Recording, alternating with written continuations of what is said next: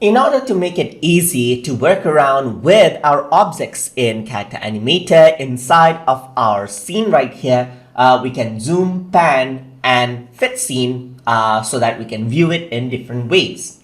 So in order to zoom, there's a very easy way. You just hold Control on your keyboard and use your scroll mouse button to zoom all the way in, as you can see right here. So wherever you point your mouse, let's say for example, if I want to focus on this eye, just keep your pointer right here on the character's eye and then zoom in, and you can see that it zooms onto that area.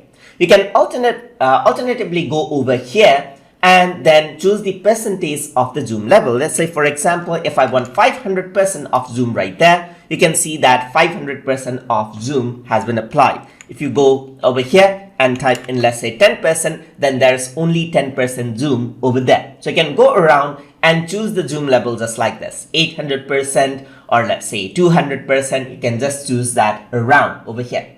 You can also hold Alt, and what that does is it allows you to drag around. So hold Alt and click the left mouse button, click and drag this around, and you can see you can drag around the scene right here. You're not dragging around any object, but you're dragging around the entire scene, as you can see right here. All the layers have been dragged out. So if you want it back onto, let's say, regular setup, that is, you want to fit everything together, you can simply go over here in this menu and then click on Fit. So whatever the size, it just fits out. So even if this actually opens up, you can see you pull this out over here on the side, pull this out, it zooms out and fits out to the existing area for the scene right over here. And that is how you zoom, pan, and fit scenes inside of the Character Animator working space. So hope you guys learned something as always. And as always, please like, comment, share,